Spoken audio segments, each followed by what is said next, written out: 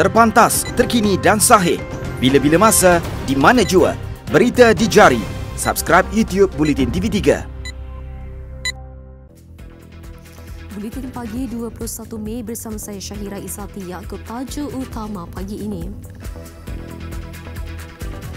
30 gerai bazar Melayu Jalan Masjid India hangus dijilat api.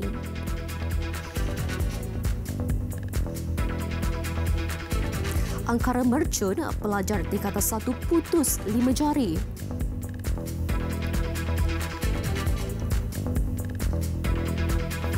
Presiden Joko Widodo diisytihar menang Pilihan Raya Presiden Indonesia 2019.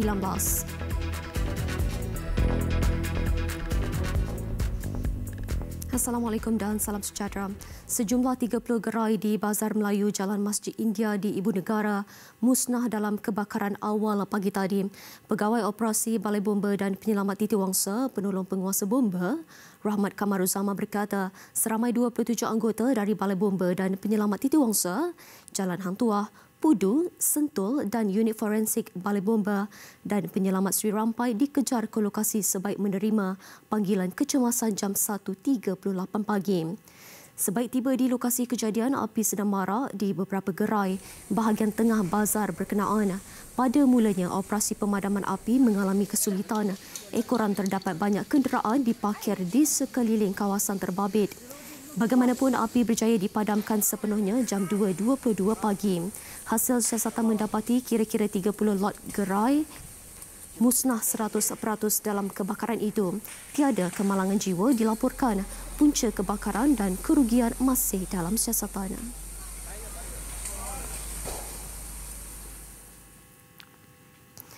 Seorang penunggang motosikal maut dalam kemalangan membabitkan 7 kenderaan di Jalan Istana menghala ke Sungai Besi berhampiran Nirvana Memorial Park, Ibu Negara malam tadi. Komander Operasi Kanan Penolong Penguasa Bomba L. Logaswaran berkata, kemalangan membabitkan 6 kereta dan sebuah motosikal. Sepasukan 15 anggota dari Balai Bomba dan Penyelamat Hang Tuah dan Pudu dikejarkan ke lokasi sebaik menerima laporan khas berkenaan pada jam 8.47 malam. Mangsa lelaki berusia 52 tahun disahkan meninggal dunia di lokasi. Sementara beberapa pemandu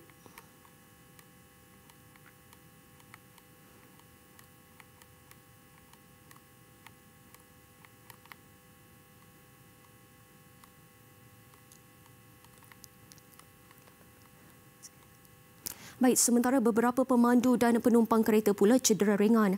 Punca nahas masih disiasat.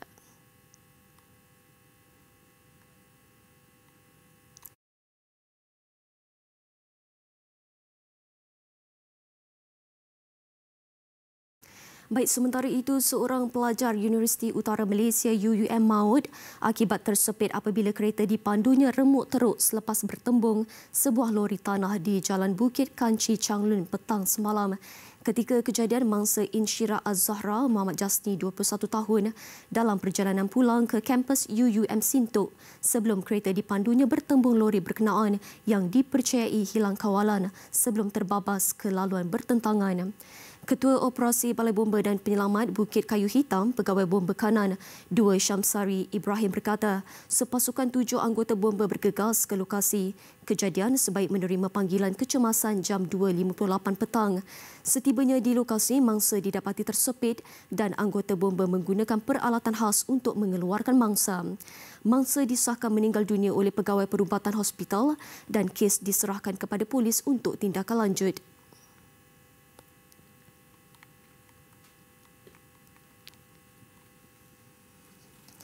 Seorang pelajar tingkatan 1 sebuah sekolah menengah di Besut Terengganu putus 5 jari tangan kanan akibat terkena mercun petang semalam. Ketua Polis Daerah Besut, Superintendent Muhammad Zamri Muhammad Rowi berkata, pelajar terbabit cedera parah di pergelangan tangan sebelah kanan dan putus ke semua jari selepas bermain mercun pada jam 5.30 petang di luar rumahnya di Kampung Kubang Ikan, Kampung Raja. Kejadian disedari ibu mangsa dan sepupunya selepas mendengar letupan mercun di selangi jeritan mangsa. Mangsa dihantar ke Hospital Sultanah Nur Zahirah untuk rawatan lanjut. Kes berkenaan adalah yang pertama di Besut pada bulan Ramadan tahun ini.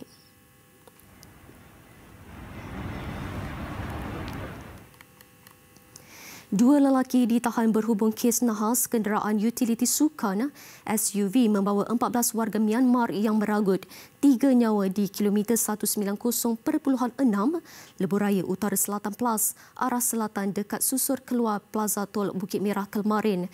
Kedua-dua suspek ditahan bagi membantu siasatan selepas semua mangsa itu didapati tidak memiliki dokumen pengenalan diri dan dipercayai diseluduk masuk. Menurut Ketua Polis Daerah Karian, Superintendent Omar Bakhtar Yaakob, suspek ditahan antara jam 4.30 hingga 5.30 petang hari kejadian. Mereka ditahan secara berasingan di dua lokasi berasingan Taman Pelangi dan Kampung Baru Sungai Siput, Kampar. Ujarnya, kedua-dua suspek membabitkan pemilik kenderaan dan seorang warga Myanmar kini direman. Hasil siasatan awal mendapati SUV berkenaan didakwa diserahkan kepada seorang lelaki warga Myanmar kira-kira 2 tahun lalu. Polis percaya lelaki warga Myanmar terbabit adalah seorang daripada pemandu atau penumpang SUV yang melarikan diri selepas nahas itu. Berdasarkan soal siasat 4 mangsa yang cedera dalam nahas itu, mereka mendakwa berada di satu lokasi di sempadan Thailand sebelum dibawa menaiki sebuah kenderaan. Setakat ini, mayat 3 mangsa itu masih belum dituntut kedutaan Myanmar, manakala seorang mangsa kini koma dan sedang menerima rawatan di Hospital Taiping. Siasatan lanjut dijalankan mengikut Seksyen 26A Akta Anti Pemerdagangan Orang dan Anti Penyelundupan Migran Aktif SOM 2007 dan Seksyen 6/1/C Akta Immigration 1959 Palang 63.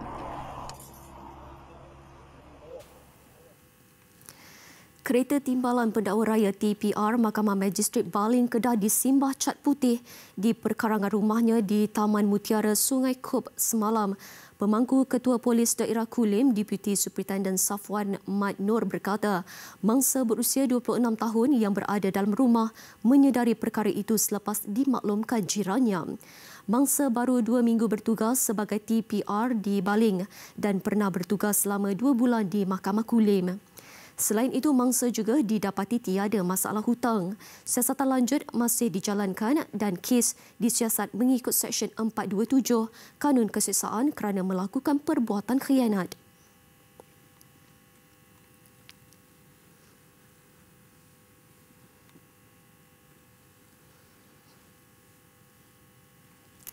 Kerajaan menubuhkan Akademi Sistem Binaan Berindustri IBS pertama di Malaysia yang bertempat di Terengganu untuk memberi peluang kepada golongan muda mempelajari teknik pembinaan rumah berteknologi tinggi.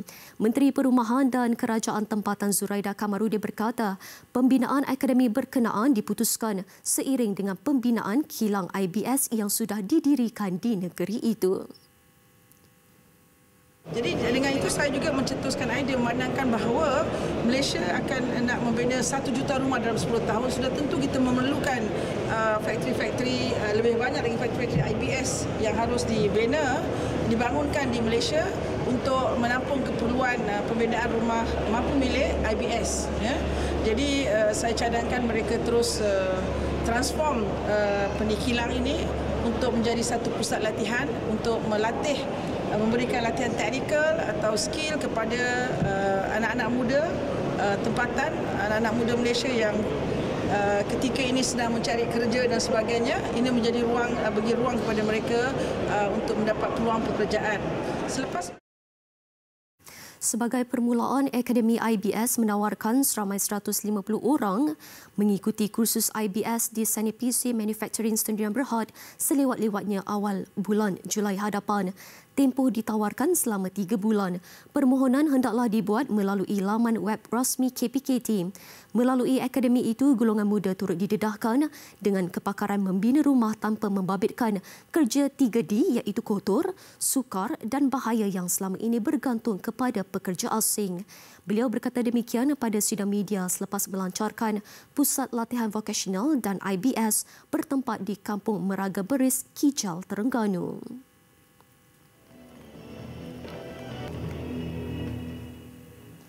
Baik, Kementerian Pertanian dan Industri Asas Tania akan melaksanakan projek perintis tanaman selingan nanas di beberapa tanah rancangan Felda dalam usaha membantu meningkatkan pendapatan peneroka sebelum hujung tahun ini. Menurut menterinya Datuk Salahuddin Ayub, Jabatan Pertanian dan Institut Penyelidikan dan Kemajuan Pertanian Mardi melakukan kajian bagi mengenal pasti kawasan yang sesuai untuk tujuan itu sebagai sumber rezeki baru negara. Selain felda, tanaman selingan nanas juga boleh ditanam di ladang sawit dan getah lain. Inisiatif berkenaan turut memberi peluang kepada petani mencari pendapatan sampingan berikutan kedua-dua komoditi itu berdepan ketidaktentuan harga ketika ini. Ketika ini, nilai ekspor produk nanas meningkat 56% kepada 342 juta ringgit pada tahun lalu berbanding 208 juta ringgit pada 2017, ekoran peningkatan permintaan yang tinggi di luar negara. Produk nanas termasuk buah segar, jus dan benih diekspor ke lebih 20 negara termasuk Jepun, Korea Selatan dan Perancis. Hal yang demikian kerana nanas di negara ini mempunyai kelebihan terutama dalam aspek kualiti termasuk kemanisan, berat, rupa selain mematuhi standard keselamatan makanan serta amalan pertanian baik MyGAP.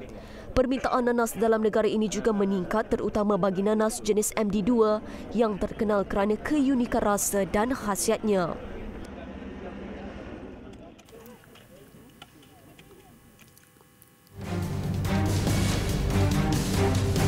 Tak sampai sebulan beroperasi, penumpang merungut. Kita dah free RM1, takkanlah nak charge lagi RM1. Sebenarnya. I cakap dengan you pun tak ada guna. Satu dah cukup kot untuk checking lah. Sebab ini untuk naik bas je, bukan untuk flight. Mampukah Terminal 17 Shah Alam berhadapan dengan gelombang balik raya?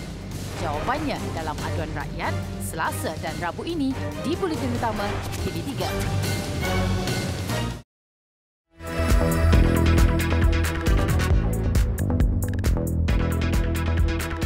Besar impaknya. Tular selepas hasilnya. Pantas menampilkan prosiding ini secara dalam keuangan maya. Berita di jari. Subscribe YouTube Buletin TV3. Luar negara, Presiden Indonesia Joko Widodo kekal menerajui Indonesia sebagai Presiden buat penggal kedua sekaligus menewaskan seteru popularnya Prabowo Subianto, Jeneral Bersara yang berikrar untuk mencabar mana-mana kemenangan pemimpin terdahulu. Suruhanjaya Pilihan Raya Indonesia sepatutnya mengumumkan keputusan rasmi pada esok.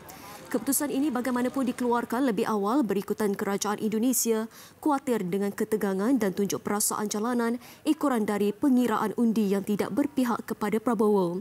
Widodo dan naib presidennya Ma'ruf Amin memenangi pilihan raya ini dengan peratusan sebanyak 55.5%, manakala Prabowo dan Sandiaga Uno memperoleh 44.5%, kekalahan yang agak tipis.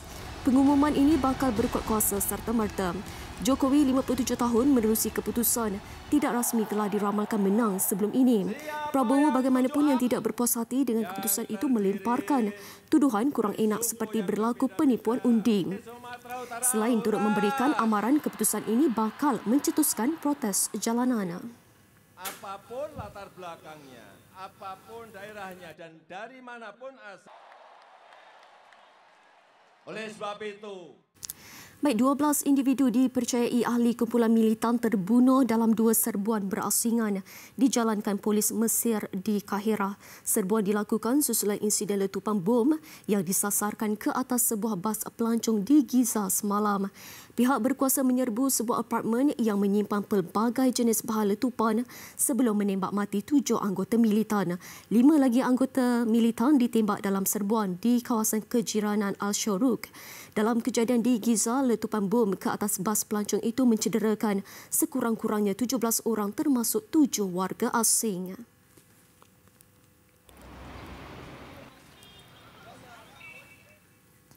Bandar pesisir pantai dan beberapa kepulauan kecil di utara Filipina kini semakin tenggelam. Keadaan demikian disebabkan oleh aktiviti pengepaman air telaga secara haram di kawasan terbabit. Difahamkan air bawah tanah dipam untuk kegunaan kediaman, kilang dan ladang bagi memenuhi keperluan penduduk dan ekonomi. Berdasarkan pemantauan satelit, kawasan Pariahan yang terletak di wilayah Pampanga dan Bulkan tenggelam antara 4 dan 6 cm setahun sejak 2003. Pertubuhan Bangsa-Bangsa Bersatu PBB menganggarkan secara lazimnya purata paras air laut meningkat 3 mm setahun.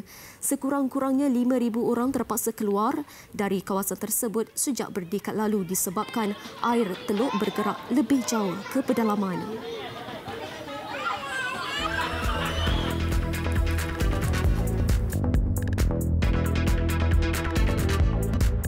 Besar impaknya. Tular selepas hasilnya. Pantas menampilkan prosiding ini secara dalam keuangan maya. Berita di jari. Subscribe YouTube Bulletin TV3. Ketua Jurulatih bawah 18 tahun negara Boyan Hudak masih belum berpuas hati dengan prestasi anak buahnya menjelang kejuaraan AFF bawah 18 tahun yang dijadualkan berlangsung Ogos nanti. Namun dengan berbaki lagi 2 perlawanan persahabatan, dia percaya pemain dapat mempamerkan prestasi terbaik untuk meraih peluang disenaraikan dalam senarai akhir skuad negara.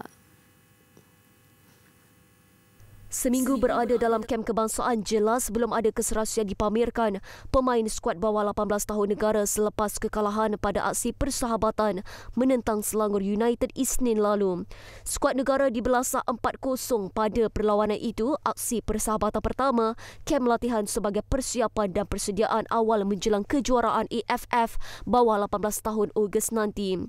Menurut jurulatih yang berusia 48 tahun itu, masih terlalu awal untuk menilai tahap prestasi pemain, memandangkan mereka mempunyai 2 lagi perlawanan persahabatan untuk berada dalam senarai akhir. Bagaimanapun, Hudak yakin anak buahnya akan turun dengan persembahan lebih baik bagi merebut tempat untuk berada dalam senarai akhir. 22 pemain memandangkan persaingan cukup sengit. They need to improve their game. So for me, I can see who can improve the game to higher level, who cannot. Based on this, I will choose next call-up. Skuad negara diundi dalam kumpulan B bersama pasukan Thailand, Vietnam, Australia, Singapura dan Kemboja pada kejuaraan bawah 18 AFF 2019 di Vietnam yang dijadualkan berlangsung Ogos nanti.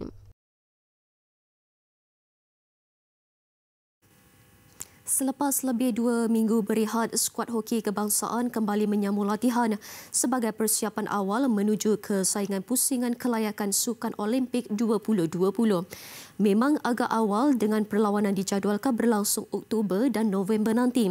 Namun tempoh 5 ke 6 bulan yang dimiliki sebenarnya agak suntuk buat skuad negara selepas beberapa kelemahan ketara dikenapasti pada kempen hoki FIH siri akhir lalu. And everything that we do from today until that moment is only to increase our chances to qualify, and so that's why now we have a short period because it's still Ramadan, and then after Raya we have a long period of training, 6 weeks before we go to Europe for the tour. There we'll meet all the top teams from Europe, which is a very good part of our preparations before we go to Japan for the Olympic test event. It's great for us that we're invited for that, and I think that gives a boost to the team as well, that you see already the Olympic venue, and that's in your mind when you go into that last phase. And then we will have a tour to Korea as well to play 5 test series with Korea. Hampir kesemua pemain negara hadir pada sesi latihan pertama skuad kebangsaan yang diadakan bermula jam 9 malam semalam. Tidak ketinggalan Syahril Saabah, pemain penyerang yang terpaksa diketepikan pada saat akhir ketika kempen hoki FIH siri akhir akibat kecederaan yang dialaminya. Menurut Roland Ottman lagi, hanya 20 pemain akan dibawa bagi mengikuti jelajah Eropah yang akan diadakan dalam bulan Julai nanti. Ditanya mengenai cadangan untuk membawa masuk bekas bintang Australia yang juga pakar pukulan sudut penalti, Jamie Dwyer, bagi Ottman, perancangan pasukannya bukan hanya tertumpu kepada satu individu, sebaliknya lebih terarah kepada memantapkan seluruh pasukan kebangsaan. So I think it's good to have a different look at what we are doing in that area. And I want to have a good former striker. That could be Jamie, but that could be someone else as well. It's not set. It's 100% sure that Jamie is coming. Pada kempen FIH siri akhir yang lalu, Malaysia berjaya meraih tiket kepusingan kelayakan selepas menewaskan Austria di peringkat separuh akhir. Namun, skuad negara gagal untuk mencipta kejuaraan di laman sendiri selepas tunduk kepada pasukan ranking ke-10 dunia, Kanada 3-2 pada perlawanan akhir. Selepas kekalahan 5-0 kepada pasukan tuan rumah China pada aksi sulung badminton Piala Sudirman, skuad badminton negara turun dengan misi penting hari ini menentang India bagi menentukan nasib sama ada dapat meneruskan persaingan atau pulang awal. Dan berdasarkan senarai perlawanan, India dilihat memiliki kelebihan apabila turut diletakkan dalam kelompok 8 pasukan terbaik. Paling awal dijadualkan turun ke gelanggang Kapten negara Goh Soon Huat yang bergandingan dengan Shivan Lai. Mereka akan menentang pasangan Ashwini Punappa dan Satwik Sairaj Rankireddy dengan rekod pertemuan memihak gandingan India itu. Begitu juga pada aksi kedua menerusi pertemuan kategori perseorangan lelaki. Berdasarkan ranking semasa, pemain India Samir Varma kini menduduki ranking ke-13 dunia, manakala Lee Zijia hanya berada di kedudukan ke-20. Ini merupakan pertemuan pertama antara kedua-dua pemain. Paling mencabar pastinya laluan yang bakal ditempuhi perseorangan wanita Goh Jin Wei. Walaupun hanya sekali pernah bertemu Pusarla Visindu, berdasarkan kedudukan ranking dunia, memang agak sukar buat Jin Wei untuk mencipta kemenangan walaupun ia bukan misi mustahil. Harapan utama negara pastinya terarah kepada gandingan lelaki Aaron Chia Teo Yi. Selepas persembahan menarik yang disajikan Aaron ketika bergandingan dengan So Woo Yik ketika menentang China, percaturan berbeza dengan menggandingkan Aaron bersama Yi diharap dapat menghadiahkan mata buat Malaysia. Turut disasar untuk mengutip mata semestinya menerusi gandingan Chow Mei Kwan dan Lee Meng Yan. Walaupun dengan rekod 2 sama berdepan pasangan India, N.C.K. Reddy dan Ashwini Punappa, ranking semasa gandingan negara diharap dapat memberikan motivasi terbaik dalam mencipta kemenangan. Pertemuan Malaysia-India dijadualkan berlangsung pada sesi pagi iaitu bermula jam 11 pagi nanti. Sekian buletin pagi di platform digital dan media sosial kami. Saya Syahira Izzati Yaakob. Salam hormat dan Assalamualaikum.